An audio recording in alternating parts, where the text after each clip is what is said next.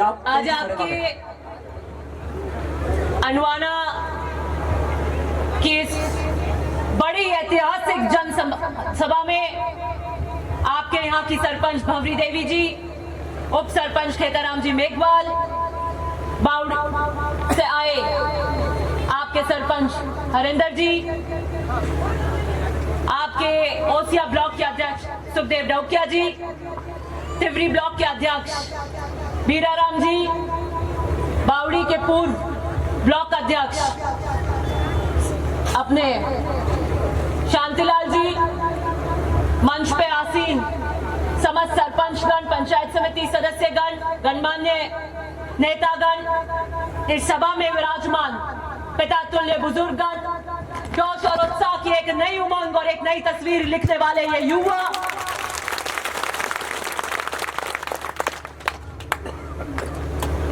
सर्वप्रथम तो जिला परिषद के मध्य से गुगड़वाल नैनो की ढानी के अंदर एक नलकूप का निर्माण के लिए 11 लाख रुपए लीला जी मदेना ने आपके यहाँ छाबों की ढानी के पास जीएलआर के लिए जिला परिषद मध्य से लीला जी मदेना ने आपके यहाँ पैसे स्वीकृत किए। कॉलोनी में भीलों में डोली हरिजन लोहार के यहाँ पर जिला परिषद मध्य से जीएलआर के पैसे स्वीकृत किए गए। मेघवाल भील कॉलोनी में 20 KL जीएलआर के लिए पैसे स्वीकृत किए गए। बालाजी मंदिर मेघवालों के बास के पास अनुवाना में जिला परिषद मध्य से लीला जी मदेना ने पैसे स्वीकृत किए। मैं आपके बीच में कुछ समय महीने 2 महीने पहले जनसंवाद के कार्यक्रम में आई थी इस पूरी पट्टी में, और वैसे ही मैंने अनुवाना के अंदर भी जनसंवाद में छोटी छोटी सभाएं करी थी। उस वक्त बालाजी मंदिर के पास मेघवालों का बास अनुवाना से जीएलआर मांगी थी, वो भी मैंने स्वीकृत कराई जिला परिषद मध्य से। और विशेषकर ऊपर धोरे के ऊपर एक भव्य स्वागत किया था। पवारों के फाटे से रामदेव जी का मंदिर विष्णु की ढाली, वहां पे मैंने अपने विधायक कोष से 20 लाख रुपए दिए। अनुवाना से केलावा की रोड 7.5 किलोमीटर आपकी एक बड़ी मांग थी इस एरिया की, वो भी पीडब्ल्यूडी विभाग से आपकी स्वीकृत हुई। अनुवाना की स्कूल के अंदर 2 लैब और 2 कमरे का निर्माण आपके यहाँ हुआ है। आपके यहाँ गुगड़वाल नैनो के यहाँ पर सोलर की ट्यूबवेल है और जिला परिषद से भी इसके पैसे दिए हुए हैं। आपके यहाँ पे गोगा नाडा गोमिया जी के थान सारनों की ढानी में आपका नया नलकूप का, वो विशेष रूप से लीला जी से अलग मिलने आए थे, वो उनको एक नया नलकूप देने का काम किया। आपके मेघवाल हरिजन बस्ती के अंदर एक नया नलकूप दिया। आपके यहाँ सारनों की ढानी के अंदर फेल हो गया, वो दोबारा नलकूप दिया। छाबों की ढानी के अंदर आपका नया नलकूप दिया। आपके यहाँ पर अनुवाना के अंदर मैं जब बीजेपी के राज के अंदर आपके यहाँ पर आती थी, जनसंवाद कार्यक्रम, रेवेन्यू के कार्यक्रम, आपके कैंप लगते थे, तो सबसे बड़ी मुख्य दिक्कत अनुवाना ग्राम पंचायत में थी, वो पीने के पानी की थी, क्योंकि केलावा से आपकी लाइन आती थी और बीच में छेद हो जाते थे, आपको पानी नहीं मिलता था। मैंने वादा किया था कि मैं अनुवाना की जनता को ये वादा करती हूँ कि अगर मैं जीत कर आई तो मैं आपके यहाँ पर अलग आपकी पीली टंकी अलग बनाऊंगी, और मैंने अनुवाना में आपकी पीली टंकी अलग।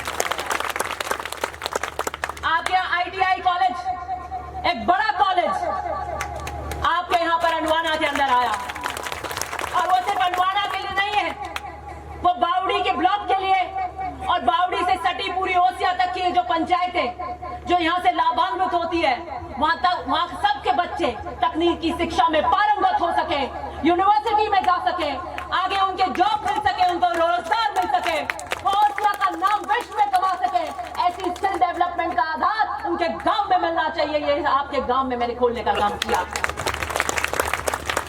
आपके कुमारों की ढानी तक सीवरेज लाइन आई है, पंचायती राज से तो आपके बहुत सारे छोटे छोटे काम हुए।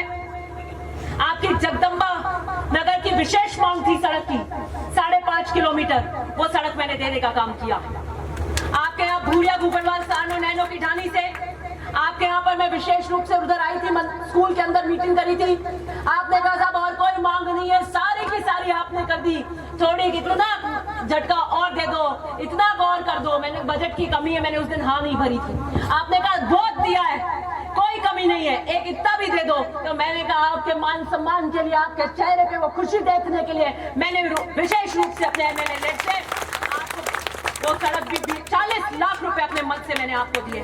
भीलों की ढानी में आपकी ट्यूबवेल हुई है, और आपके जगदम्बा नगर के अंदर मैंने अलग पीली टंकी का काम किया, अलग पीली टंकी आपके लिए स्वीकृत करी है। आपके नाइयों की ढानी में एक जीएलआर हुई है। आपके डौकियों की ढानी के अंदर सार्वजनिक सभा भवन आया जिला परिषद मद से। डौकियों की ढानी के नलकूप के लिए 8 लाख रुपए जिला परिषद के मद से स्वीकृत हुए। डौकियों की ढानी की 6 किलोमीटर सड़क आपकी अलग आई है, जिसका आज शिलान्यास आपका पहले हो गया था। आपकी डौकियों की ढानी की स्कूल में 3 कक्ष का निर्माण हुआ। आपकी स्कूल की वो मांग थी, आप बार बार आते थे, वो था कि आपके 5वीं से 8वीं डौकियों की ढानी होनी चाहिए, वो हमने क्रमोन्नत कराने का काम किया। आपके यहाँ पर घर घर पाइपलाइन का काम होगा। ऐसी कोई ढानी अनवाना, जगदम्बा नगर, डौकिया नगर के अंदर नहीं है जो मीठे पानी से वंचित रहेगी। ये मैं आपको कहकर जा रही हूँ। एक मैं जब घर घर मीटिंग कर रही थी तो मैं लास्ट में गोदारों की स्कूल में गई थी। किधर है वो, आए क्या इधर कटे?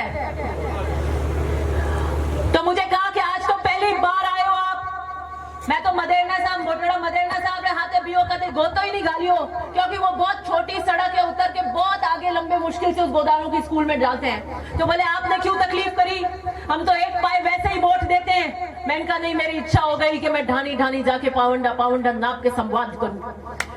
कोई संवाद की प्रक्रिया में कोई ऐसा पीछे नहीं छूट जाए, इसलिए मैं आई हूं।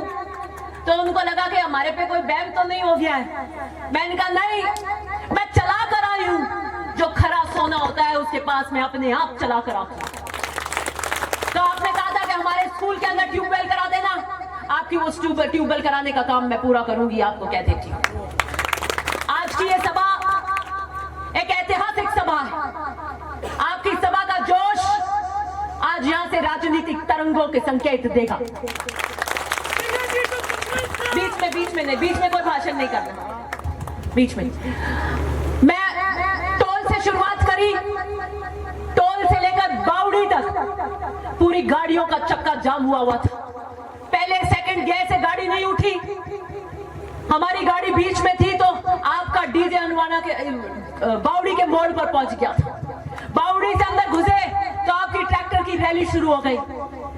ट्रैक्टर की रैली से उतरे तो मैं कितने देर तक गाड़ी से नहीं उतर सकी। गाड़ी से उतरी तो मैं पावंडा नहीं रख सकी। बड़ी मुश्किल और बड़ी लंबी जद्दोजहद के बाद आप मुझे गाड़ी से किसी तरीके से स्वागत तक लेकर आए, जहां पर चरी लेकर महिलाएं अपना तुका आशीर्वाद का तिलक लगाने थी। बड़ी मुश्किल से मैं उनके पीछे पहुंची तो 10 मिनट तक स्वागत नहीं करा पाए, इतनी भीड़ थी, वो तिलक नहीं निकाल पाए। स्वागत कराया तो स्वागत की उससे यहां तक पहुंचने में बड़ी मुश्किल हुई। मैं आपके स्नेह, इस आशीर्वाद, इस कृतज्ञता के लिए आपकी हमेशा ऋणी रहूंगी। आज ओसिया में एक सभा हो रही है और खेड़ाबा का पुलिस स्टेशन ओसिया की सभा में 2 पुलिस कांस्टेबल भेजे, मैंने उनको भी रवाना कर दिया। मैंने कहा ऐसी पुलिस सुरक्षा की जरूरत नहीं है मुझे। और प्रशासन के 5 चुनाव नहीं लड़ते हम। ये किसी को गलतफहमी हो तो निकाल देना। आपका एडिशनल एसपी, डिप्टी एसएचओ और खेड़ाबा का एसएचओ भी ओसिया भेज दिया गया। ये डीजी और एसपी जवाब देंगे कि थाना हल्का खुदाकर वहां पे आज अभी फोटो मंगा लो आप। खेल मैदान में 300 लोग बैठे, 300 लाइव चल रहे होंगे, कोई दिखा देना कितने लोग, 300 लोग। और 1000 जो कि आपके बावड़ी, भोपालगढ़ और लूनी से गए हुए ओसिया का कोई बच्चा उस सभा में नहीं है, वो 1000 लोग चल रहे हैं। और 6000 से भी ऊपर की भीड़ इस सभा में। और पुलिस को यह नहीं लगा कि एक महिला विलायक की सुरक्षा में हमें यहां होना चाहिए। थाना खुदाकर खेड़ाबा का वहां एसएचओ जाता है। ये बंदर बाट राजस्थान की जनता, राजस्थान का किसान देख रहा है। मेरे पे हमला हुआ था भोपालगढ़ के अंदर। मैं ओसिया से जीत कर गई हूं, भोपालगढ़ से नहीं जीत के गई। लेकिन जब भोपालगढ़ की जनता से अन्याय हुआ, उन्होंने हुकार लगाई, तो मैं भोपालगढ़ की जनता की मदद के लिए वहां गई थी। मैं मेरे लिए नहीं गई थी, मैं किसान की मदद के लिए गई थी। उनके लिए गई थी जो 52 से लेकर आज तक 75 साल 3 पीढ़ियां हमारे साथ दुख में अपने साथ चले हैं। आपने देखा ना नजारा, देखा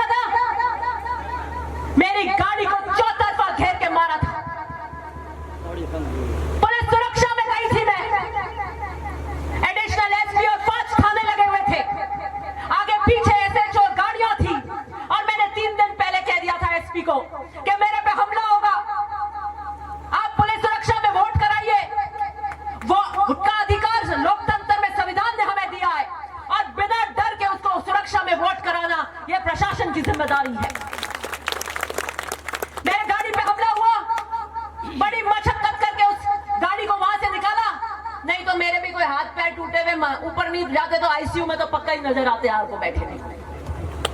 आज तक एक व्यक्ति गिरफ्तार नहीं हुआ जिसने एक महिला विधायक पे हमला किया।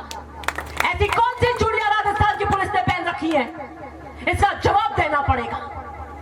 ऐसी क्या मजबूरी है कि जो असामाजिक तत्व, जो गुंडे एक महिला विधायक पर सरेआम हमला करते हैं, पुलिस उनको गिरफ्तार तक नहीं कर पाती। ऐसी क्या विफलता आईजी की और एसपी की होती है, यह जवाब देना पड़ेगा राजस्थान के डीजी को। आज वो दोहरा दिया, वायु श्रेणी की सुरक्षा दे दी और खाना पूर्ति कर दी। आज वो का वो मंजर हुआ, 2 कांस्टेबल और बाकी पूरा पुलिस का महकमा ओसिया में बैठा है। मैदान में अभी 300 लोग बैठे हैं। किसको सुरक्षा देना चाहते हो, किसकी सुरक्षा को ताक पे रखना चाहते हो, यह जवाब देना पड़ेगा। 2023 का ये चुनाव जिसकी आचार संहिता लगने वाली है, मैंने तो उन पुलिस वालों को कह दिया चले जाओ आप, और ये वायु सैनिक की सुरक्षा भी आज मैंने डीजी को फोन करके कह दिया कि आप अपनी सुरक्षा भी रखिए अपने पास, खाना पूर्ति और ढकोसला मत कीजिए, नहीं चाहिए ऐसी सुरक्षा मुझे। मत करिए कागजों में खाना पूर्ति, मत दिखाइए लॉ एंड ऑर्डर की व्यवस्था कैसी है आपकी। और ये कोई व्यक्तिगत मामला नहीं है। अगर कल कोई बयान देता है कहता है ये उनका व्यक्तिगत मामला है, बिल्कुल नहीं। मैं सार्वजनिक जीवन में जनता के लिए संघर्ष कर रही हूं, ये व्यक्तिगत मामला नहीं है, सार्वजनिक जनता का मामला। जवाब देना पड़ेगा जोधपुर के एसपी को कि जब 6000 से बड़ी जनसंख्या की भीड़ यहां पर थी, एक महिला विधायक जिसके ऊपर हमलावर अभी तक गिरफ्तार नहीं हुए, जिसपे आज सुरक्षा के बादल मंडरा रहे हैं, वो पूरा थाना आपने एडिशनल एसपी, डिप्टी, 3 थाने ओसिया में क्यों लमलेट कर रखे हैं। और वो जो हुकार भरते हैं, जो कहते हैं कि मां बेटी आकर रोई, गिड़गिड़ाई, तो 75 साल में मेरे परिवार में न कोई रोया न गिड़गिड़ाया है। और गिड़गिड़ाने की जरूरत उसको होती है जिसके उसूल और ईमानदारी में, जिसकी नींव में कमी होती हो। मैं सिद्धांतों की राजनीति करती हूं और जनता के दम पे करती हूं। ये झूठ बोलने से, भाषण देने से नहीं होता। मैं चुन्नी में गांठ बांध कर आई हूं। जिस दिन मेरे पिता जेल गए थे, क्या बीती होगी एक बेटी पर जिसका पूरा परिवार ताश की पत्तों की तरह, जिसका घर बिखर गया हो, जिसने कभी अपने आंगन से बाहर पैर ना रखा हो, जिसको कांटा ना चुभा हो, जिसको धूप की चिलमन ना चुभी हो, जो फूलों में पैदा और फूलों में पले हो, उसके घर पे क्या जब इस तरह की स्थिति होती है तो पूछो उनके घर पे क्या बीतती होगी।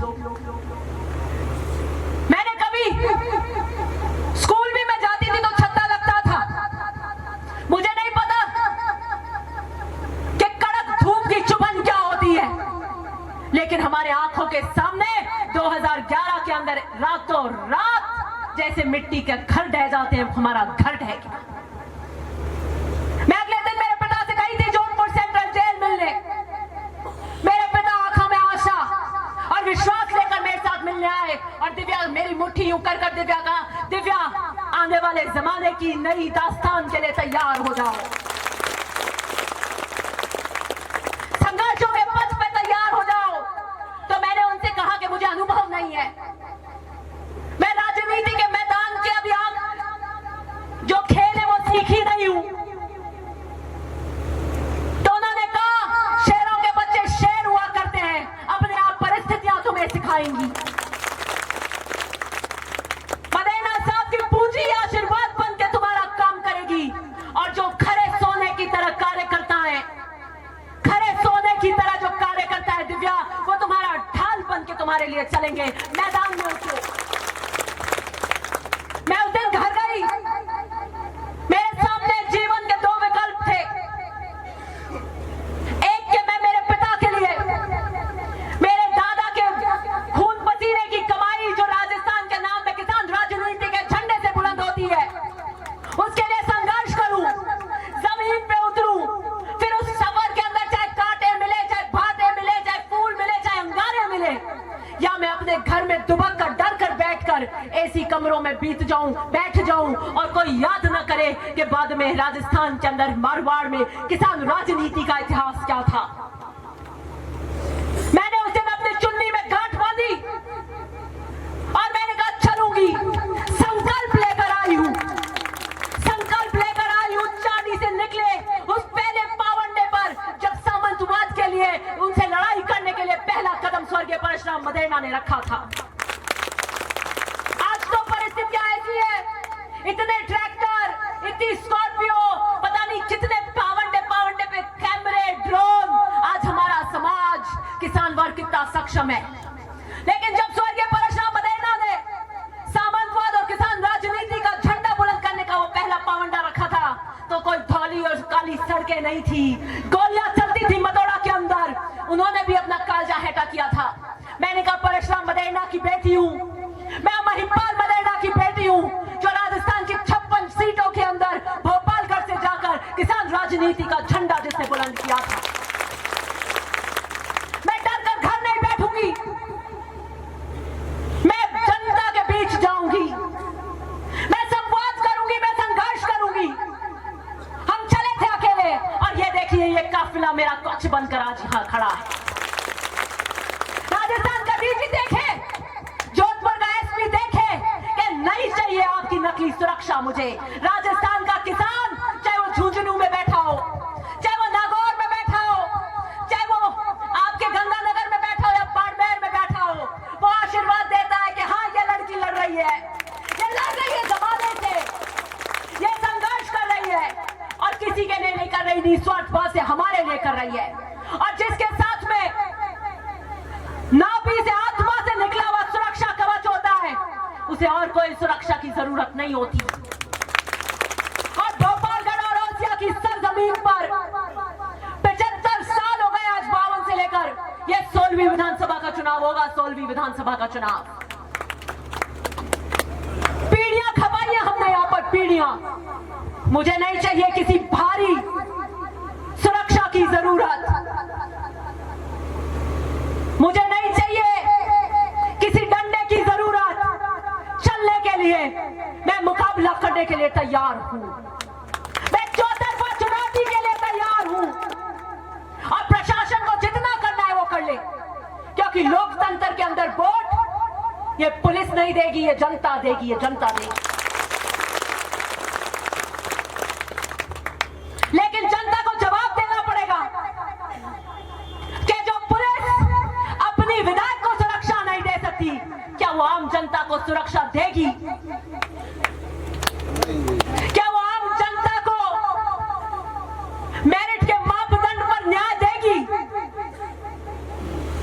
कि नहीं देगी? ये प्रश्न आने वाला चुनाव राजनीति के अंदर इस चुनाव में उठेगा।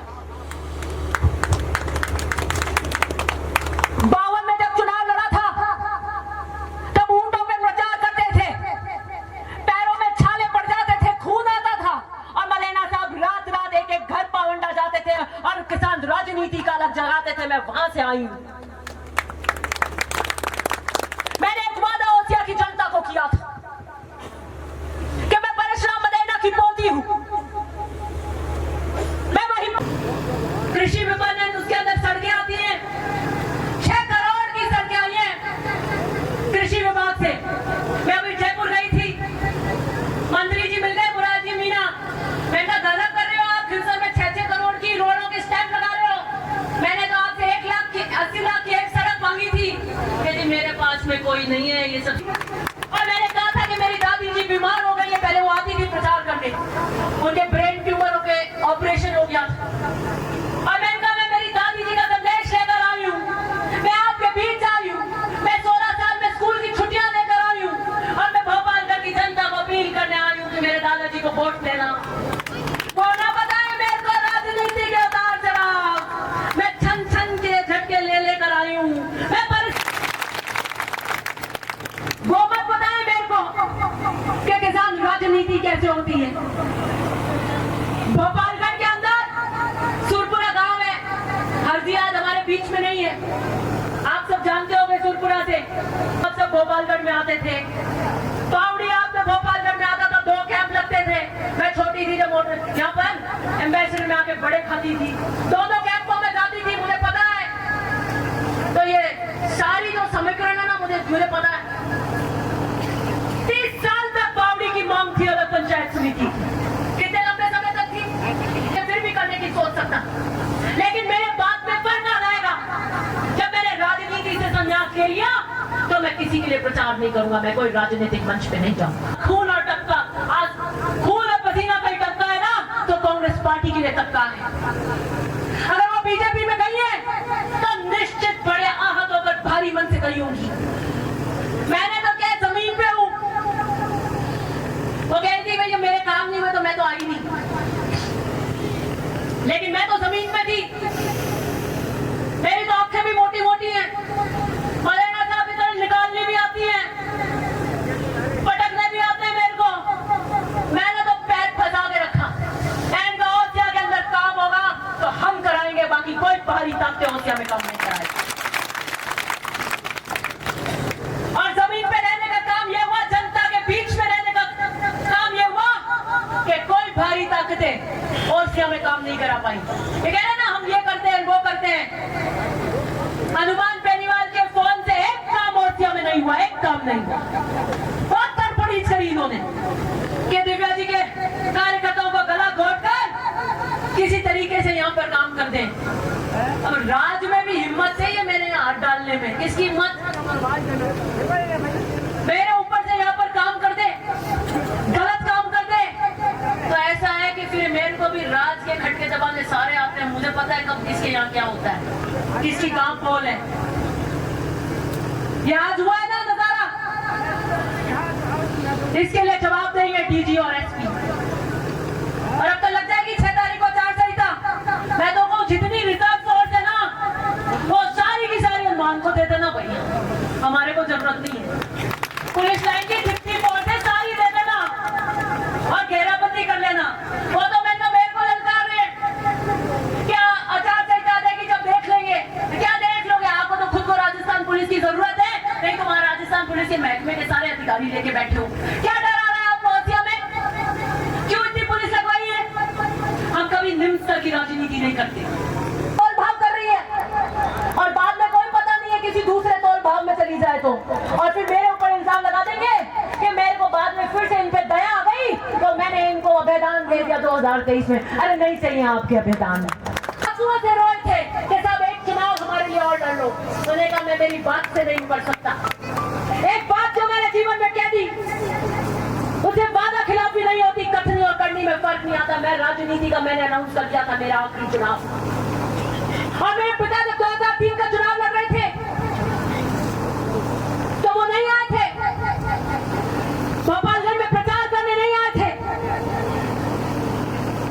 और इसलिए नहीं आए थे जब उन्होंने कहा जब मैंने दिए हैं किसानों के लिए आज तक 75 साल में किसी ने कुछ नहीं किया।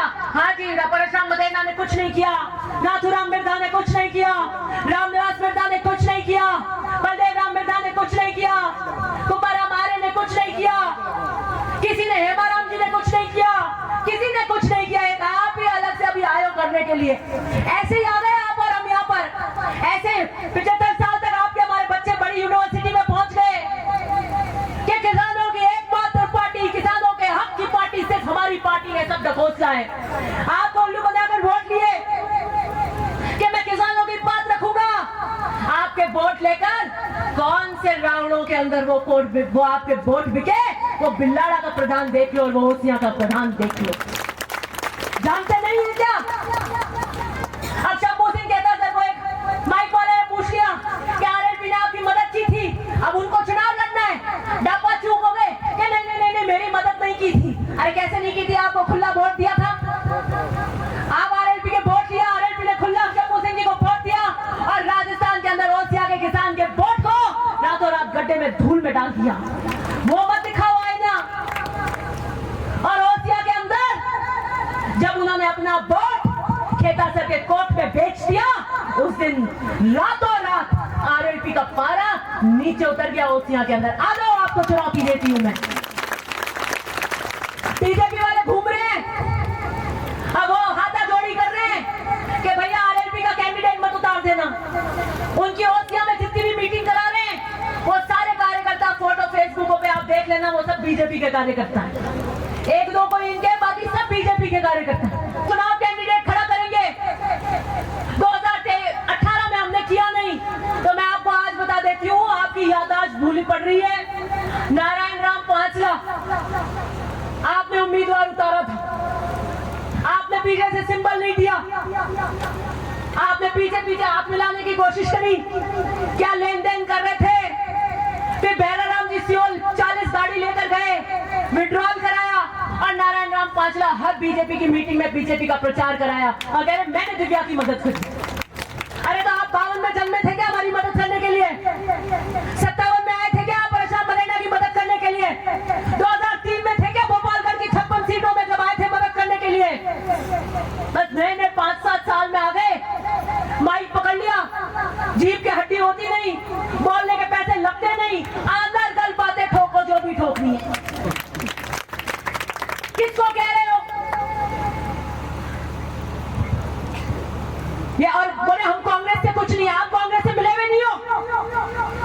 हर कांग्रेस के बजट के अंदर उठा के देख लेना आप राजस्थान का बजट मुख्यमंत्री जी का, हर बजट के अंदर खिलसर आता है। कैसे आता है? कांग्रेस के मुख्यमंत्री जी जब बजट पेश करते हैं, उस बजट में खिलसर में बजट कैसे आता है बताइए आप? क्या कहते हैं? मेरे दम पे आता है। अरे नहीं आता आपके दम पे। आपके तीनों विधायक अरेस्ट हो रहे थे, सुप्रीम कोर्ट तक आपकी बेल खारिज हो गई थी। एक प्रकरण हुआ था नागौर के अंदर, और वहां से सुप्रीम कोर्ट से बेल खारिज हो गई। तीनों विधायक अंदर जाते, ये मुख्यमंत्री जी के पास गए और पैर पकड़े के मेरे तीनों विधायक अरेस्ट मत करना। समझौते हुए कैसे नहीं? हाँ, ये है कि कोई पलट के बोलता नहीं है, और पलट के इसलिए नहीं बोलता कि कोई घबराते नहीं है। कौन किसका क्या बिगाड़ लेगा? सब अपने अपने घर की खाते हैं। लोकतंत्र है, हम हमारी पार्टी से आएंगे, आप अपनी पार्टी से उतारो, उसको उतार देना। बीजेपी जिसको उतारेगी उसको उतार देगी। पेटियां बन जाएंगी, कोई 4-5 निर्दलीय भर देंगे, वो भर देंगे, बन जाएगी। जनता जिसको वोट देगी वो सीढ़ियां चढ़ेगा विधानसभा की। क्या कर लोगे? क्या नया कर लोगे? मैं जनता के अनुरूप काम कर रही हूँ कि नहीं कर रही हूँ, ये सोचती हूँ मैं। करियर के अंदर आपने क्या काम किए? सीलिंग एक्ट लेकर आकर सारी जमीनें किसानों के नाम कराई परशुराम मदेना ने। आकार जब पड़ गया था तब सुचारू रूप से आपके लिए काम किया, और पानी की, ड्रिंकिंग वाटर की, पानी की समस्या का सुधार किया। ये नाम था परशुराम मदेना का। परशुराम मदेना राजस्थान की राजनीति की वो शख्सियत है जिसको सोने को काट नहीं लगती। हनुमान बेनीवाल की ओछी बयानबाजी परशुराम मदेना के कद में कभी कोई काम नहीं कर सकती। मेरी चुनौती है ना सिर्फ हनुमान बेनीवाल को, मेरी चुनौती है हर एक व्यक्ति को जो किसान राजनीति में मुझे काटना चाहता है, जो आपको काटना चाहता है, जो आपको मारना चाहता है। मेरी चुनौती है कांग्रेस की बी गैंग को। जी न्यूज की न्यूज देख लेना,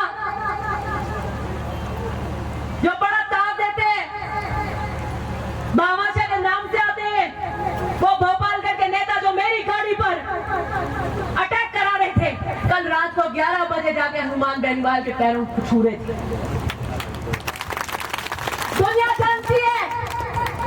दुनिया जानती है कि कांग्रेस, आरएलपी और बीजेपी कौन कौन मिला हुआ है। राजनीतिक चेतना का केंद्र अगर कोई है तो ओसियां वो सब जानती है। पता नहीं था कि रात को 11 बजे पत्रकार पकड़ लेंगे। पत्रकारों ने खट माइक लगा दिया कि आप रात को 11 बजे 1 घंटे की वार्ता आपने हनुमान बेनीवाल से क्यों करी बद्रीराम जी? कि नहीं हमारे रिश्तेदार है, क्या मैं रिश्तेदार से मिलने नहीं आ सकता? ये जो नई रिश्तेदारी ओसियां के चुनाव के लिए बूथना चाहते हो, ये दुनिया जानती है। ये जो प्रशासन अब लेट हो रहा है, ये कौन सी रिश्तेदारी है? 11 बजे वो वहां पर मिलते हैं, सर्किट हाउस में 12 बजे निकलते हैं, सुबह प्रशासन चला जाता है। ये कौन सी रिश्तेदारी हो रही है? ये आप सब देख रहे हैं, देख लीजिएगा। जो कहते हैं ना सब कुछ एक्सपोज हो गए, खुल गए, ओसिया की जनता ये देख रही है। ओसिया की जनता को सब समझ आ रहा है जो आप बुन रहे हो। मैं जनता के दम पे सरिता में मैं कोई बदलने वाली नहीं हूं, ना कोई और के पास में 10 हाथ आ जाएंगे और उनके पास तो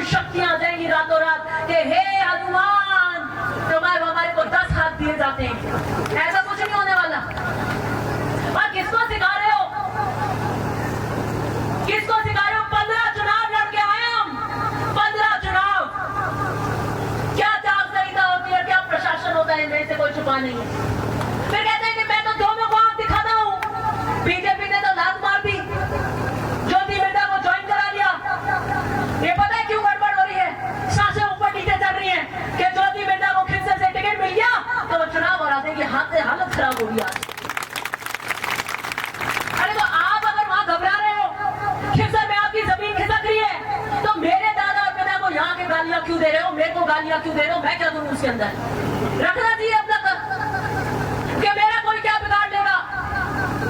तो कोई आप मेरा क्या बिगाड़ लोगे? कौन किसका क्या बिगाड़ लेगा? सब अपने अपने घर की खाते हैं। लोकतंत्र है, हम हमारी पार्टी से आएंगे, आप अपनी पार्टी से उतारो, उसको उतार देना। बीजेपी जिसको उतारेगी उसको उतार देगी। पेटियां बन जाएगी, कोई 4-5 निर्दलीय भर देंगे, वो भर देंगे, बन जाएगी। जनता जिसको वोट देगी वो सीढ़ियां चढ़ेगा विधानसभा की। क्या कर लोगे? क्या नया कर लोगे?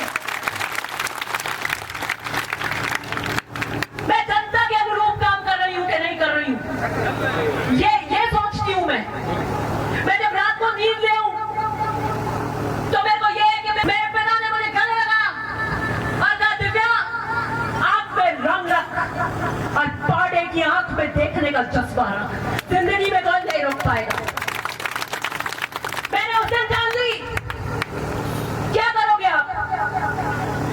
क्या कर सकते हो? अभी कह रहे आचार संहिता आने तो फिर बख्शेंगे नहीं, तो फिर बट्टा भर लो, खा ले। क्या होगा आचार संहिता लगने से?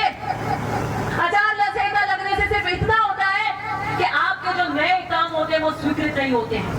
और अगर कोई काम स्वीकृत हो गए और वो चालू नहीं हुए, कागजों के अंदर या मौके पर वर्क इन प्रोग्रेस नहीं हुए, तो वो काम चालू नहीं किया। कार्यकर्ता थे जो मर मिट जाते थे बूथों पर, लेकिन किसान राजनीति के वोट की पेटी को लुटने नहीं देते थे। मैं वहां से आती हूँ। कह रहे कि हमारे पास आए, दोनों माँ बेटी रोते रोते आई, भीख मांगी, मुझे बचा लो। क्या आपको लगता है दिव्या मदेना भीख मांग सकती है? क्या आपको लगता है कि लीला मदेना, दिव्या मदेना किसी की चौखट पर जाकर सर झुका सकती है? अगर मेरा एक ही सर है, अगर झुकेगा तो ओसिया के किसान के लिए झुकेगा, राजस्थान के किसान के लिए झुकेगा। वो सर ही क्या जो किसी की दर पर झुक जाए। मैं परशुराम मदेना का स्वाभिमान लेकर आई हूँ। मैं वो टोपी तो नहीं लगा सकती,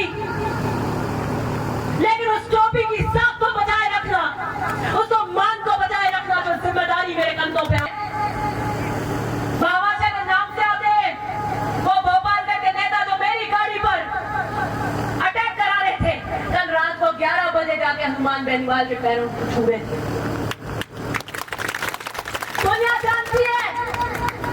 दुनिया जानती है कि कांग्रेस, आरएलपी और बीजेपी कौन कौन मिला हुआ है।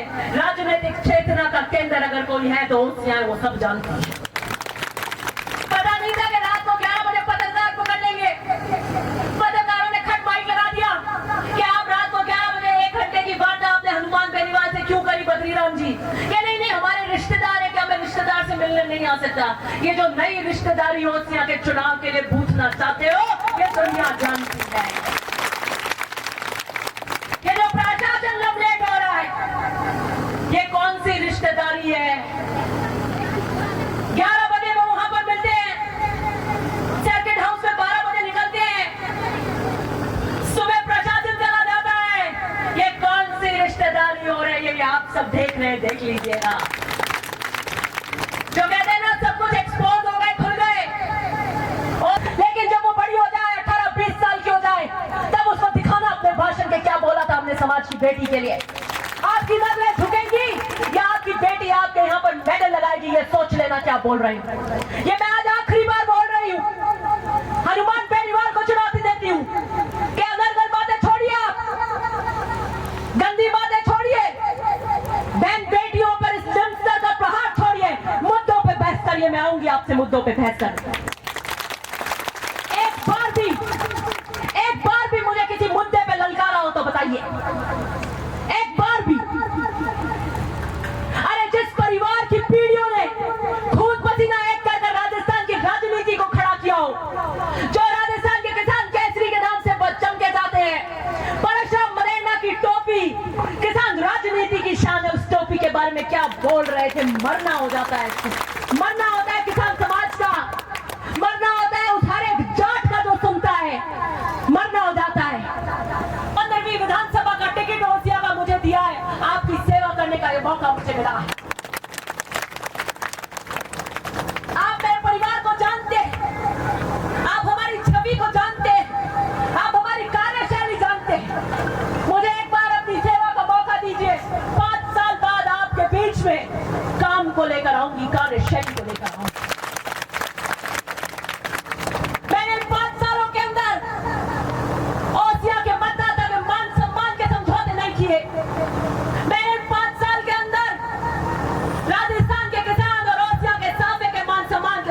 नहीं किए, मैंने सरकारों के आगे घुटने नहीं देखे, मैंने स्वाभिमान का समझौता नहीं किया, मैंने आपके मान सम्मान को बनाए रखा, मैंने आपके हक की लड़ाई लड़ी, लेकिन आप पे आग डाल के लड़ी, घुटने टेक कर नहीं लड़ी।